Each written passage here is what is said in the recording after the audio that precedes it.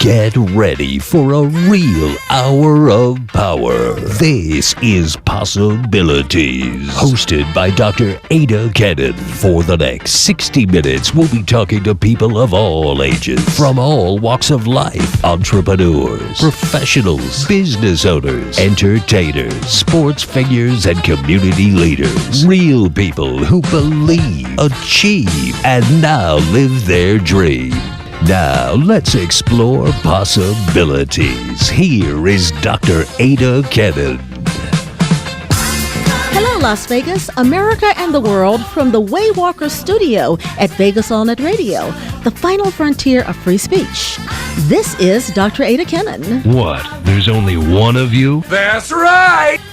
And I'm coming out to welcome you to Possibilities, featuring conversations with everyday people of all ages and from all walks of life who believe, achieve, and live their dreams. This is the show where you never know what you're going to hear or who you're going to hear it from. Get ready for 55 minutes of great talk radio and music entertainment. Do you want to be a celebrity, a king or a queen for a day? Then be a guest on this show and share your success story with the world. Inspire someone else as they pursue their dreams. Enjoy the applause because you earned it. The telephone lines are open. Lawrence is ready for action. Ryan is on the camera. And I'm waiting to hear from you. So call me at 702-483-4444. That's 702-483-4444. And remember, I'm taking calls from all over the world. Well, it's Thursday. Woohoo!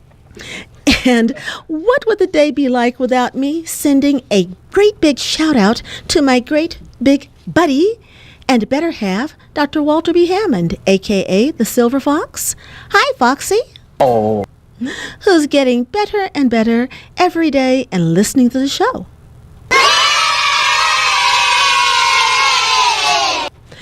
And now, listen up. Have you gotten a telephone call, text, or internet message, one that you did not ask for, just out of the blue, from someone promising you wealth, fame, or fortune? Maybe a big sum check, an easy loan, a government grant, lottery prize, exotic property rental, maybe something even that your pet won. Watch out, it could be a scam. Even if you are a member of a do not call list, they somehow manage to get through. And there's always a fast talker on the other end of the line, ready with responses to any of your questions or objections. Remember, never give out your personal information over the telephone or internet, to include your social security number or your credit card number, because once an identity theft occurs, it is a very difficult task to undo the damage. And be cautious when someone asks you, especially someone that you don't know, to pay for something in advance that you have no guarantee, even in writing, that you will ever get. I heard that, you nasty. You nasty. You little nasty. Little nasty. I'm sure that many of you have been hearing about care, or lack thereof, provided by several of the hospitals here in the Las Vegas Valley. Well, the number of patients are increasing who are getting bacterial infections like MRSA and C. diff, proven prevention methods notwithstanding.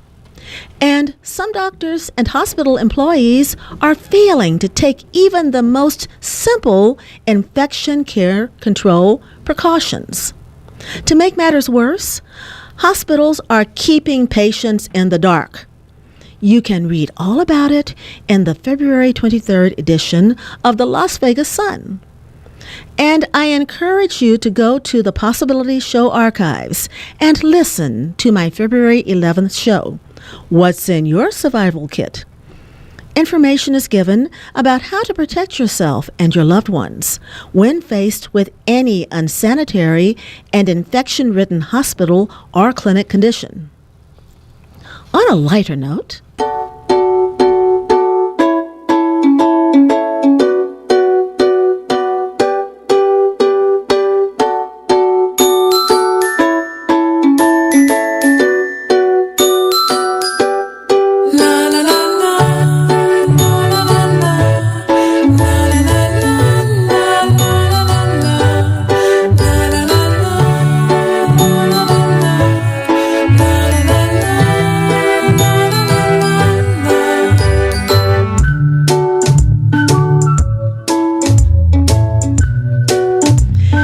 if you haven't done so already, remember to check out the October 31st Up All Night show.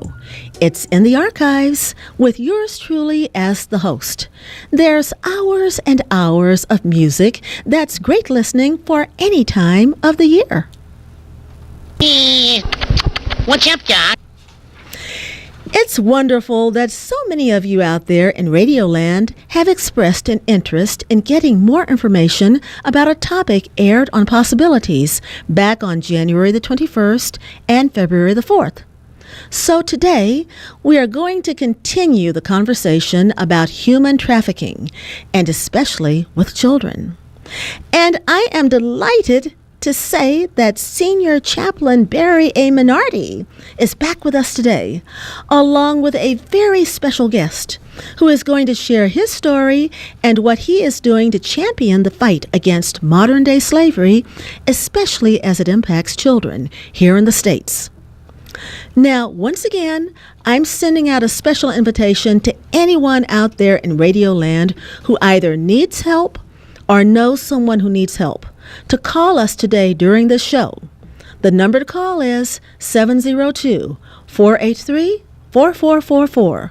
That's 702-483-4444. Remember that this show will rebroadcast tomorrow, Friday, and again on Saturday, and then go into the archives at Vegas AllNet Radio. So, if you miss our live broadcast today, you can leave your comments and questions at facebook.com/Dr. Adah. That's DRADA with an H. And you can see all of the show action, to include really great pictures, by going to vegasallnetradio.com/Google+. That's GOOGLE+. I encourage you to take advantage of this wonderful and potentially positive, life-changing, life-saving opportunity. But first,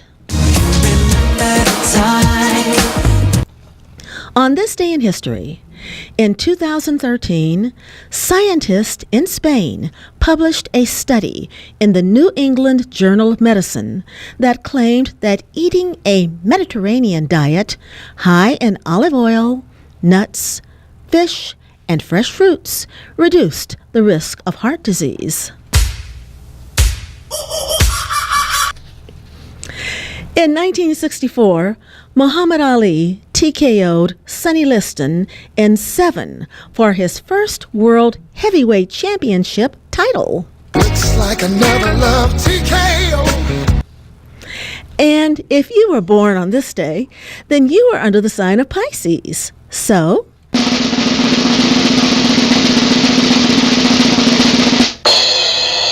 I want to give a big birthday shout out to all of my Pisces friends, and especially those who follow Possibilities on our Facebook page. Running Deer, Chelsea Lopez, Cheryl Moss, Curtis Bow, Ruth Lauber, Adele Ann, Linda Moore, Jim Losell, Robin Covey, hi Robin, William Horn, Aubrey Frainer, Michael Ryan Darby, Darren Marks, and Chris Reimer.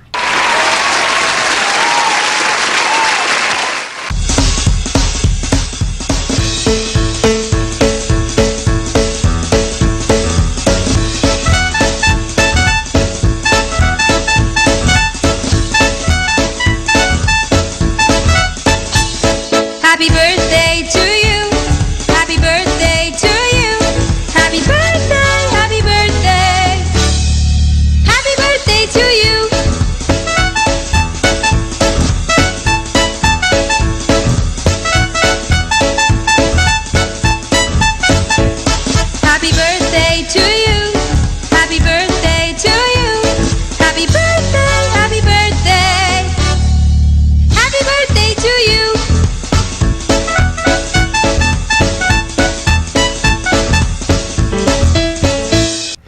You know, I just love to give birthday shout-outs. If you love to get them or want to give a shout-out for any other reason, then become a friend of Possibilities by going to our Facebook page at facebook.com/Dr. Ada. That's DRADA with an H. Oh,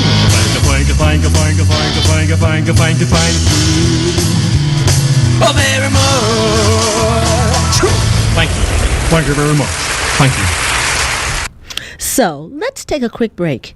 You're listening to Possibilities with Dr. Adah Kennon from the Waywalker studio at VegasAllNetRadio.com.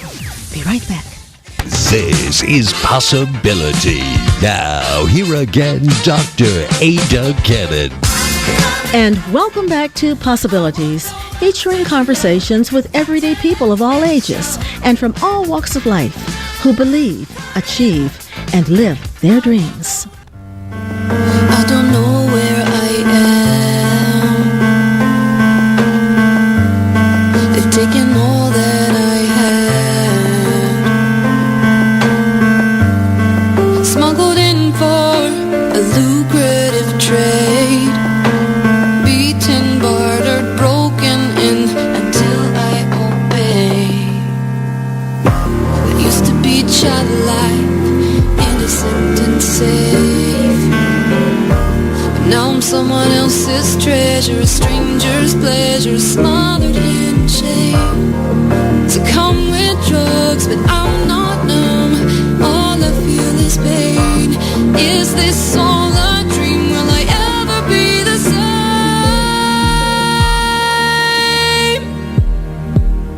Can anyone hear me? Will anyone break these chains? Who will free me?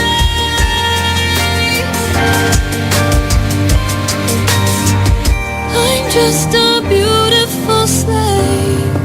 My worst fear is my fate. I'm getting older each day. Every girl too old in years mysteriously just disappears. They never mention her name. They take away piece by piece. I don't think I have any left. I've slowly given up all hope, given into this sleepless bed. Inside these bars I feel so seared by each new face. How could this ever be? Every memory be erased.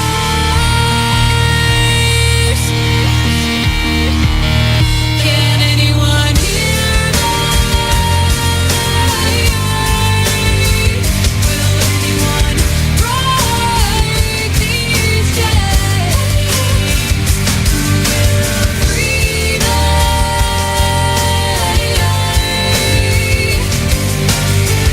From this dark place, does God see me?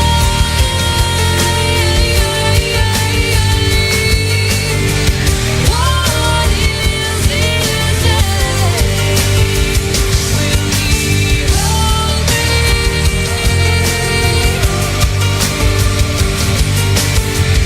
I'm just a beautiful slave.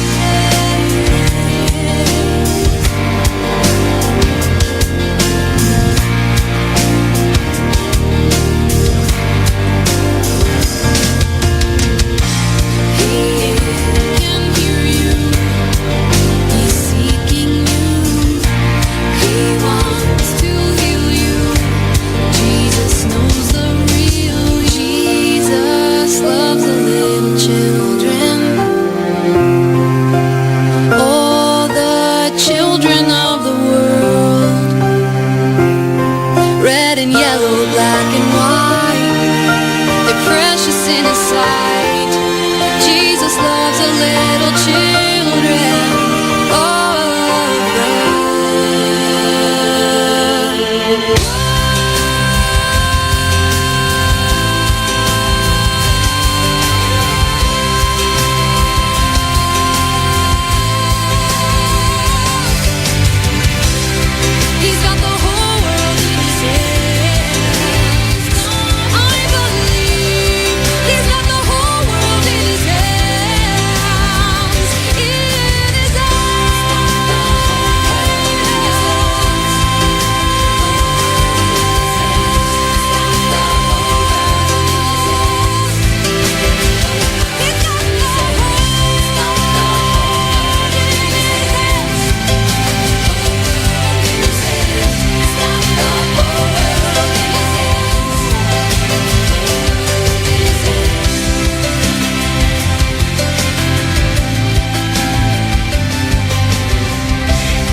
with great pleasure that I welcome Chaplain Barry A. Mainardi and Mike Bartel to Possibilities.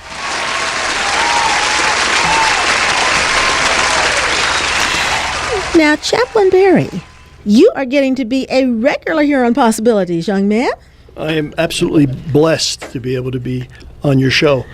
Well, it's certainly a pleasure to have you back on the show today. And I hope you're feeling a little better because I understand you had a little accident, so are you on the road to recovery? Another 5 weeks, they say, and then my arm will be back where it's supposed to be. Okay, because right now it's not. Right now it's not. No, I'm sitting in my electric wheelchair, my arm's in a sling, and so... Well, you wouldn't know it except you told us about that. And Mike, welcome to Possibilities. Thanks for letting me be here. No, it's our pleasure. Now, I want to give you a little idea about what Possibilities is all about. Possibilities is all about people telling their stories about what they're doing and how they overcame some life obstacle to become successful in one way or another. And here at Possibilities, we applaud people who believe, achieve, and live their dreams. And certainly, after looking at your information, you more than qualify in this regard. In fact, both of you do. Now, for those of you in Radioland who are first-time listeners, Chaplain Barry has a very long list of accomplishments and awards. To include, I'm just going to read a few of them because it would take us all day to get through this. But he is an ordained senior chaplain with Chaplaincy Nevada, where you currently serve as Director of Administration and the Chaplaincy Advisory Board. You are a team leader with 10,000 Kids, producer of Emmy nominee Trafficked No More. You are a project coordinator for Nevada Sex Trafficking Awareness Campaign under the tutelage of Pastor Troy Martinez. And I'm hoping Sunday we'll get to meet him. I look forward to it. Okay, look forward to it. Okay. You are a moderator on the mayor's faith-based initiative on human trafficking. You are a partner with Metro Human Trafficking Task Force. You are a first responder on RECAP, and RECAP is Rebuilding Every City Around Peace. You are a chaplain liaison with Red Rock Search and Rescue. You are police chaplain liaison with Clark County School District, CCSD. Metro volunteer with over 17,000 hours of service during the last 11 years. And you attend the International Church of Las Vegas, where you are a certified Maxwell Leadership Course instructor. So, my goodness. And Mike, I understand that you, along with your wife Denise, are founders and executive directors of F.R.E.E. F.R.E.E. International. What in the world does F.R.E.E. F.R.E.E. stand for? Well, my wife and I back in 2007 started F.R.E.E., having come back from Southern Asia, working with human trafficking issues throughout the red light districts in Southern Asia, and saw a need here in the States, so we came back and co-founded F.R.E.E., which stands for Find, Restore, Embrace, Empower. Find, Restore, Embrace, Empower, F.R.E.E. International. Wow. Tell us about your background and how it was that you and Denise came to start F.R.E.E. International. Oh, that's a fun story. Like I think anybody's life, there's that cartoon out there that says, hey, where your goal is, there's a direct line, and then the reality, that's your goal. The reality is the line goes up and down, and there's bumps and dips and turns when, what a great premise for a show you have here. I got to say, we didn't dream about doing the work we do. In fact, when you look at all that's involved with human trafficking, it's not so much we had a dream to start a not-for-profit and save the world as much as you saw a need and you wanted to build the capacity and competency to do something about that so that other people who were being restricted from their dreams, might find the opportunity to go down that road, dream either again or for the first time. And so our connection to the issue of human trafficking goes all the way back to the mid-'90s. My wife and I were campus ministers at Purdue University. Large Big Ten school in the Midwest, 40,000 students, big international student population because they had engineering and agriculture, which were in high demand. In fact, at the time, I believe Purdue was the second largest, the school with the second largest international student population in the country. And so my wife ran the International Center there and was the head of their friendship program, which oriented the students when they came into the country. And our exposure to the fact that slavery existed in the world came in January of '95 when we were working with some international students from Africa. And as they began to trust us, they began to tell their own story. And they were telling us about how some of their nephews had been sold into the labor camps and their nieces as young as 7 being sold into the brothels. And man, that really began our journey of not just educating ourselves on the issue, which back in the 90s, it was hard to come by information on this. But we dug as deep as we could. We had access to the university and international students, and the more we began to know, the more we knew we needed to engage, and that began our journey. Because it's one thing to know about something, but without the ability to do something about it or engage it, it just becomes frustration and trivia knowledge. And we wanted to take those next steps. And that journey led us to Southern Asia to work with a different organization. And then the need arose here in the States. And so we jumped in and started F.R.E.E. Wow. Well, along that journey, were there any challenges that you encountered? And if so, how did you overcome them? Well, there's challenges to any of this. I mean, I think, I don't know about the listeners out there. I don't know about the people in the room right now. But most people's knowledge or understanding of this issue doesn't go back too many years. Mine goes to January '95. That's 21 years. Our full-time work goes back about 12 years, but it's kind of like dog years. Every day is a new learning experience on not just what's going on, but how to do something about it. Because, sometimes it's simple to explain this, but since it's not an issue, it's something that impacts people's lives. And once you have that broken community, once you have all the different things that are a part of that, people's identities are formed when, sexual abuse happening at such a young age. Once you begin to engage with real people who've been exploited, every day is a learning experience, and there's obstacles to overcome. I'm a problem-solving type guy, but, these aren't just math equations that need to be fixed. They're in-depth relationships. And so I think over the years, a lot of the obstacles we saw, just even in starting a not-for-profit is finding the money here and there and everywhere to be effective. We started our model is more of a missions type model in that we have a team of over 20 people now all over the country, but our base of operations is here in Vegas. And everyone on the team raises their own support. Their salary is self-funded so that the work that F.R.E.E. does, any money that comes into F.R.E.E. can go directly to the services. So we found some problem-solving ways along the way to deal with sustainability and other issues, and then just the different obstacles of learning what your limitations are and learning how to communicate into the multiple sectors, law enforcement, government, healthcare, education, faith community. Those are all unique languages and structures that function unique ways. And so to learn that, culturally, were obstacles we had to learn to be most effective on behalf of those who are being exploited. You mentioned that you have a team, and I know in looking at your website, there are a lot of really great pictures, and we're going to give that website out in just a minute. But can you tell us a little bit about the people who are on your team who are working with you and about the roles that they play? Yeah, absolutely. When we moved, we started F.R.E.E. International in the New York City area. Although when we first started F.R.E.E., we kind of stepped into a vacuum in that most of the organizations working with trafficking that were defining they were human trafficking organizations were raising money in this country and then doing great work overseas. There's always great organizations doing great work. Churches, Salvation Army was started as an outreach to prostitutes in London. So they've been engaged with this issue from their origins. Always great people doing that work. And we stepped into a vacuum, and then sustainability reasons and other reasons relocated here to Vegas at the end of 2010, beginning of 2011. And since then, we've decided to really focus our attention on Vegas. We have work going on around the country, but we focus in those areas, right? So the find, the restore, the embrace, the empower, to be able to have the best people in those categories we can have that not only are great practitioners, but have the ability to transfer what they do into those contexts to expand the capacity to do the work. And so we have people on our team who have law enforcement backgrounds, counseling backgrounds, therapy.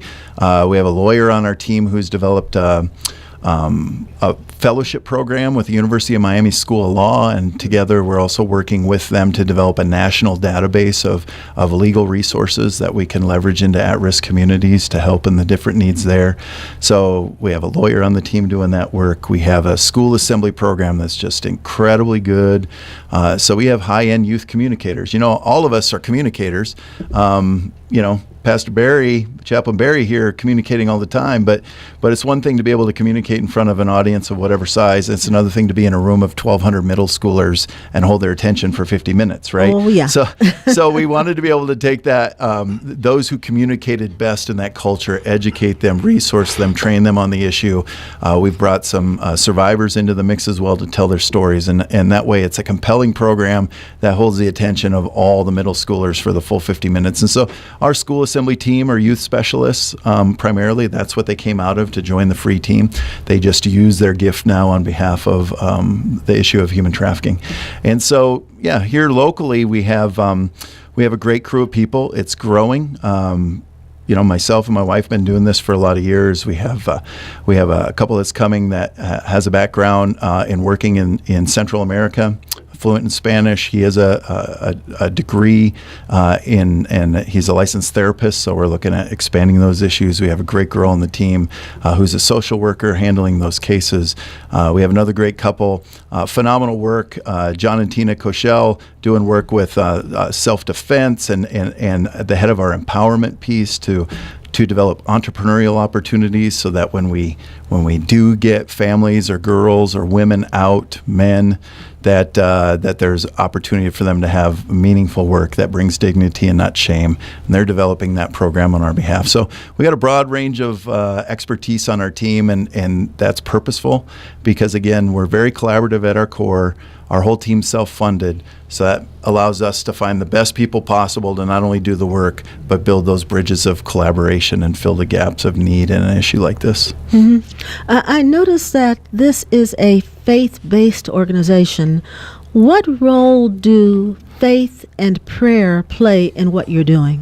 That's a How great did I question. get you on that one? Okay. No, I mean, as a person of faith myself, I'm a minister. I've pastored. I was a missionary overseas. What we look at, what we're doing now, is missions work. And not to go down a rabbit trail at all, but to briefly say, part of being a missionary is being able to embed in unique cultures to transmit a message into those cultures in an understandable way. We just referenced middle school. That's a unique culture, a unique language, and unique skill set needed to communicate there.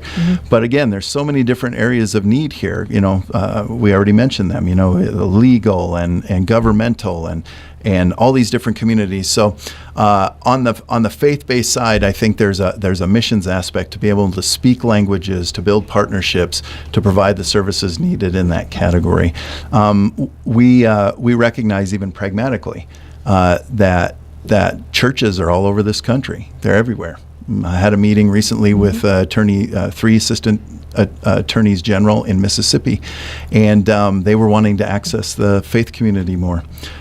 They said we need to build capacity, build bridges in the faith community, because any given church, I don't care how big or small it is, has doctors and lawyers and teachers and politicians and chaplains and all sorts of different people. And so categorically speaking, we think as missionaries and accessing the faith community, there's a real pragmatism to being able to mobilize diverse resources to reach a neighborhood. That's one of the great things Pastor Troy Martinez has done. Their church making an impact in the past, even now in the difficult parts of the city, because they're embedded in that culture, reaching out to that vulnerability. Secondly, prayer is foundational, we think, to anything that we're doing as people of faith. The scripture tells us that much of the battle is not against flesh and blood, but it's against ideologies. It's against things unseen. And really, in the end, with human trafficking, If you boil it down to its root, if you deconstruct it as far as you can go, it really ends up being about broken community, right? How people are treated, broken community. Now there's more than that. There's more complication to that. But if you break it down to that level, that's what it is. And I believe, as a person of faith, God created each person uniquely in His image, and each person carries equal value because of that. And people within churches recognize that as well. Now, having a heart to do something and having a competency to do something are two different things. And so that's where a lot of this, and Chaplain Barry's input and the task forces and everything, we do this collaboratively, keeps just wanting to do good from getting ahead of what's actually doing good as far as what that work is doing. But prayer has to hold a pivotal part of that, because prayer brings focus to what we're doing. And as somebody who believes in God, it brings about His will, clarity of His will in our life as we engage this issue as well. So would you say that is something that makes what F.R.E.E. International is doing unique? Yeah, that's definitely one of the things that's unique about what we do. Over the years, we've done some major outreaches with some of our phenomenal collaborative partners, Class Kids, which is a national missing children organization. We've done direct outreach at the past 7 Super Bowls with them, and at Sturgis Motorcycle Rally and other places. And out of the work that Class Kids was doing and F.R.E.E. was doing in partnership with them, I've had the opportunity twice to present to the National Association of Attorneys General, all the attorneys general and their staff of the United States. And what they really wanted to know, what they were desirous of most, was connecting it. How do we mobilize the faith community for maximum impact in our states? Because that's where capacity is built. Where else can you go, really, that you have a group of people that diverse doing meeting once, twice, 3 times, 4 times a week? I don't know. You go to ISLV, they probably have something going on every day at that church. Yeah, they do. Yeah, where people gather together, you can put something on their plate, train them, resource them, and release them into a community. And so yeah, I think what makes our approach unique is we're not just trying to reach the faith community like attorneys general would be. We are of the faith community who understand how to speak these other languages and build bridges for maximum effectiveness. Mm-hmm. I'm just curious, and I know we've done a couple of other shows on this topic, but what are the ages of people who are victims of sex trafficking that you're dealing with? Or are they all ages? Yeah, it's all ages. It's all ages, all ethnicities, all socioeconomic. It's not obviously there's risk factors. There's different environments that might be more conducive to it. But we've worked with girls who were rich and their families were rich and middle class and poor and all ethnicities. The stats that get bantered around out there, stats are tough to come by. We don't usually go with stats, but if we're looking at the average age of a girl or boy when she's first commercially sold for sex, usually it's around 14 years old. Now, that doesn't mean that's the age group we're exclusively working with. You get a lot of the stories of the girls here in Las Vegas or any other place. When you get their story, they'll talk about when they were first put out or when something first happened. And oftentimes their sexual exploitation predates when they were sold commercially for sex, right? They were abused as a young child or from their earliest ages. But we've dealt with all age groups. Our Mississippi crew was teaching in the schools, and just recently there was a case that came out of working with the teachers there where the girl was 8 years old.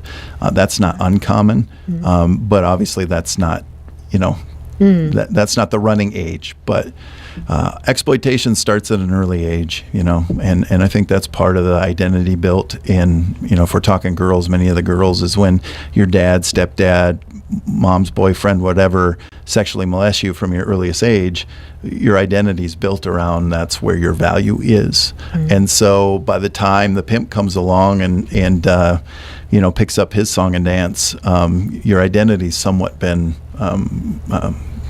groomed for that moment. And so even though we deal with human trafficking, that's the focus we have, there's so much need before that in building stronger families and identifying those who are vulnerable through their own abuse they received before that 14-year-old age as well.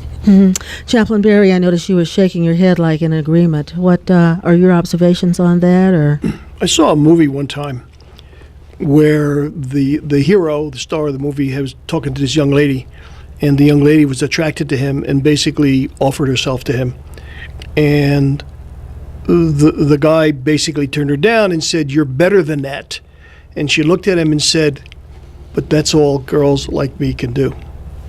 And that's typical of the self-esteem that these young ladies have suffered because they were abused at such a young age, that they think the only thing that they're good for is to be used sexually. And in order to get these young ladies away from that, we've got to replace it with something. There has to be some long-term goals. There has to be some long-term programs to get them to realize that they're worth a lot more than giving themselves to this degenerate person that decides he wants to have sex with a kid. So it's not just, in my opinion, it's not just we're going to rescue this young lady from whatever she's doing and saying, "There, you're free now, go do your thing," and we walk away, because she'll go right back to what she was doing before. You've got to take it step by step. It's kind of like a person that either quits drinking or quits smoking. Got to take it step by step and stay with that person until they discover in their own minds, "I'm worth more than this. Yeah.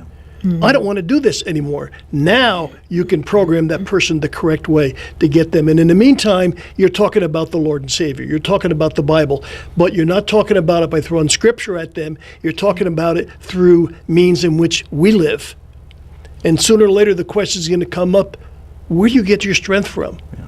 Doors open, and in we go. Yeah, because I notice a lot of the kids turn off to adults when they talk, because they say, you're talking from another generation. But what you're doing, you're bridging that gap. You're making it relevant. You're speaking the language of the person that you're talking with. Absolutely. And not talking to them. And that makes a big difference. Yeah. Can you stay with us for a minute? Because we need to take a quick break. But we're going to come right back to this, because listeners, I promise you haven't heard anything yet. So, you're listening to Possibilities with Dr. Adah Kennon from the Waywalker studio at VegasAllNetRadio.com. Be right back. This is Possibility. Now, here again, Dr. Adah Kennon. And welcome back to Possibilities, featuring conversations with everyday people of all ages and from all walks of life who believe, achieve, and live their dreams. Now, admit it, wouldn't it be great to tell your story on the radio? Well, you can, right here on Possibilities. What roadblocks did you encounter on your journey, and what kept you moving forward to become successful? What was waiting for you at the end of your rainbow? Or are you still a work in process? What words of encouragement can you pass on? Just drop me a line at skittledo@gmail.com. That's SKITLDU@gmail.com, and I'll get right back to you. Visit www.adahkennon, that's ADAHKENNON.com for all of the particulars. And keep up with all of the show news at www.facebook.com/Dr. Adah. That's DRADAH. So come on and be a guest on my show. And if you like what you hear and love how it feels to say it, become a show sponsor. Whether you are an established business owner or just starting out, whether you are here in Las Vegas or relocating to the Valley, I'd love to tell you about the very budget-friendly options included in my promotional media packages. Now, if you just tuned in, we're talking with Senior Chaplain Barry A. Mainardi, whose affiliations and accomplishments include being an ordained senior chaplain with Chaplaincy Nevada, team leader of 10,000 Kids, and a project coordinator for the Nevada Sex Trafficking Awareness Campaign, and Mike Bartel, who, along with his wife Denise, is the founder and executive director of F.R.E.E. F.R.E.E. International. Now, we were having a very interesting conversation before we took the break, and I just want to ask you, you have such an interesting website, which includes several really touching international and domestic trafficking stories and articles for further reading on human trafficking. But can you tell me about the missing children's booklets? Yeah, actually I have one in front of me right now. Oh, good. This was the brainchild of my friend Brad Dennis, who's the lead search director for Class Kids. I referred to them in the last segment. Mm-hmm. He saw along with the Florida Coalition Against Human Trafficking, an increase of trafficking that was happening around the Super Bowl. And so in Tampa in 2009, they did a small group of people, did direct outreach and did different work within the community in reaching out to victims of human trafficking. And the following year, we joined that group of people in Miami and have been doing the Super Bowls each and every year. But the missing kid piece is interesting because we found it very valuable. Again, this was Brad Dennis, his idea, but it was like, if you look to the stats for trafficking in the states, particularly of minors, those who are underage who've been trafficked. Again, stats, I don't hang my hat on stats. We can't, nobody's punching a clock on this issue. They're slippery as can be.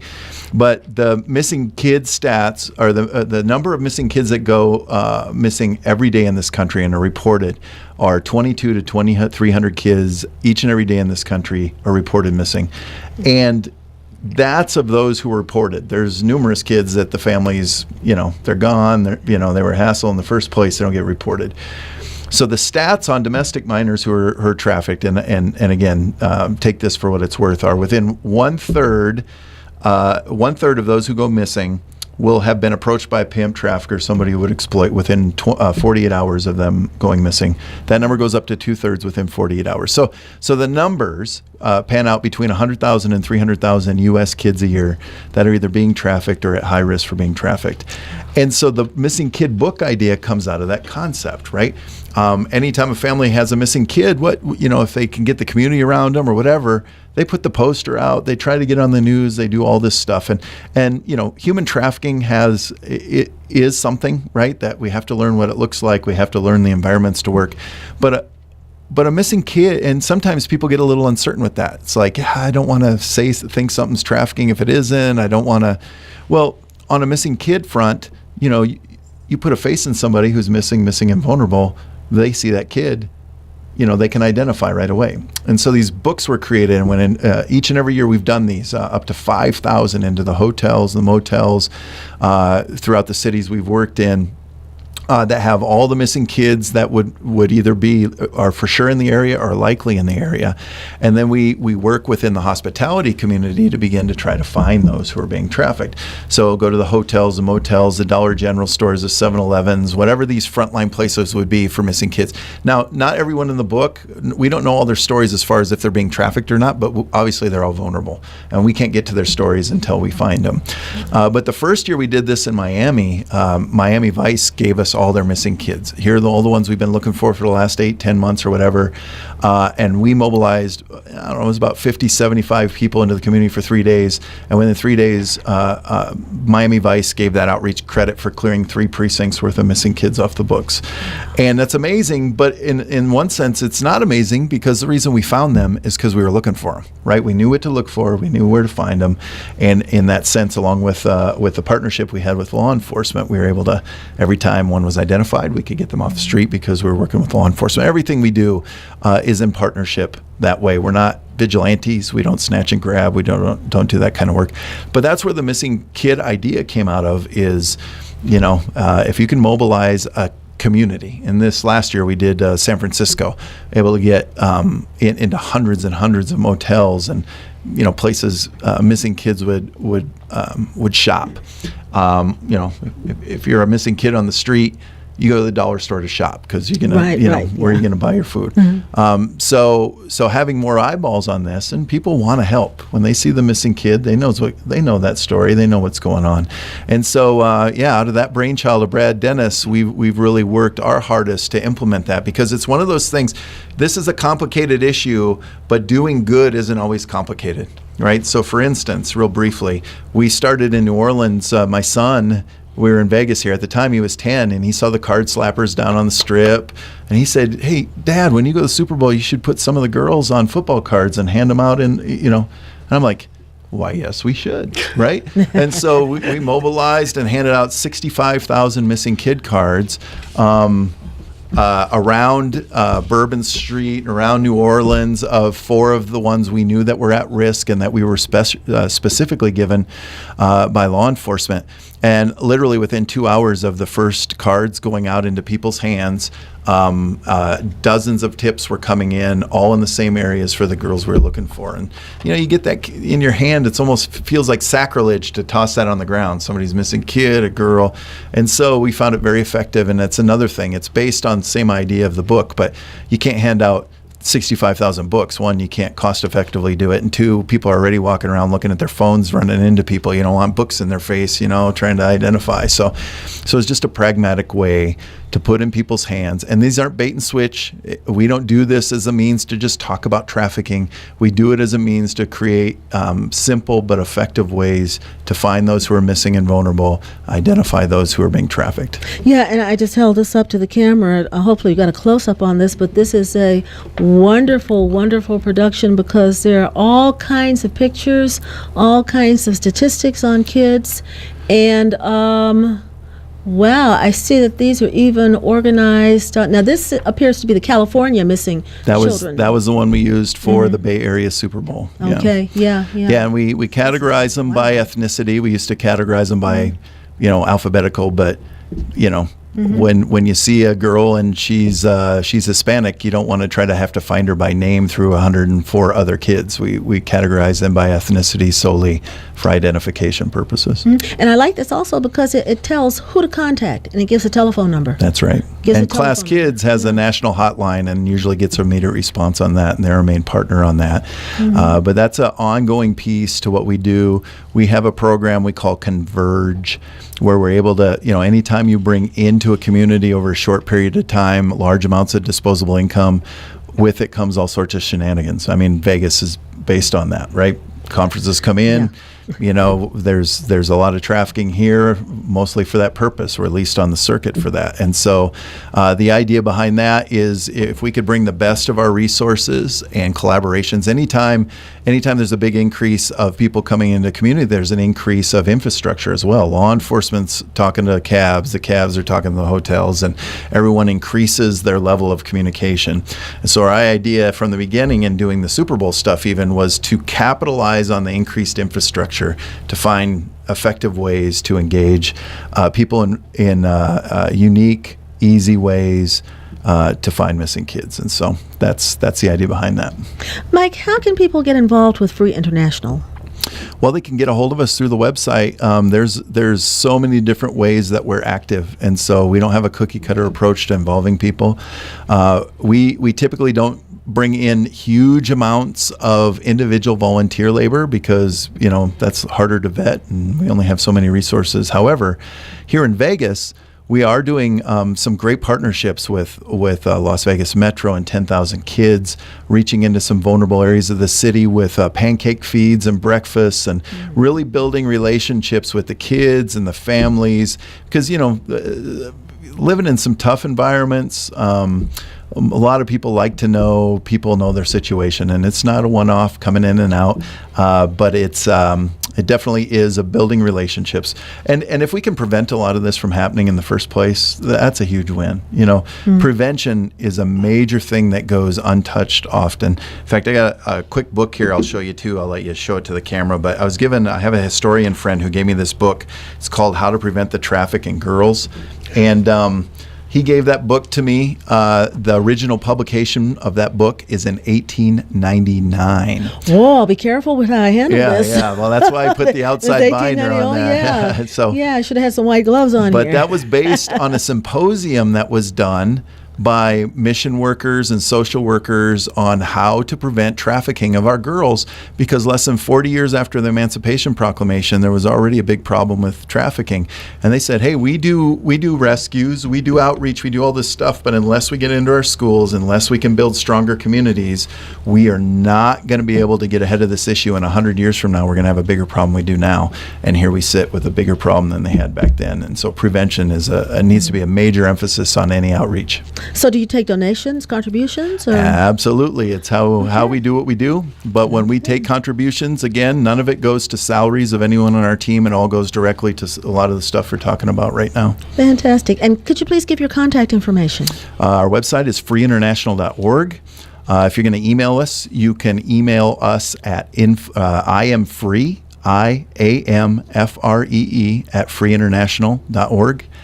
Or you can contact us at 646-315-5832. Could you give that number once again? 646-315-5832. Okay. Thank you. And I want to thank both of you for being on the show today with us today. And something? Both of you are our celebrities for a day. Well, it's that time again. Remember that each show goes into the archives on the Possibilities show page at www.vegasallnetradio.com. So download the Vegas All Net Radio app to listen live on whatever device connects you with the internet, your laptop, notebook, iPhone, or Android. Then you can sit back, relax, play, and enjoy a show that you know you will love over and over again, and that's Possibilities. Anywhere in the world, anytime you want to hear it. So remember to like Possibilities on Facebook, follow the conversation on Twitter, and check out the show Facebook page every day at www.facebook.com/Dr. Adah. I want to give thanks to my special guests, Senior Chaplain Barry A. Mainardi and Mike Bartel of F.R.E.E. International. Thank you. Shout out to my good buddy, Dr. Walter B. Hammond, the Silver Fox, who's listening. Ryan Silva, production manager, and Lawrence here in the studio, who made it all happen. And Ricky Cash, Aaron Phillips, John Stiles, owners and station managers here at the Way Walker studio at Vegas All Net Radio. And all you listeners out there in Radio Land. Until next week, this is Dr. Adah Kennon. I'll see you later. Come on,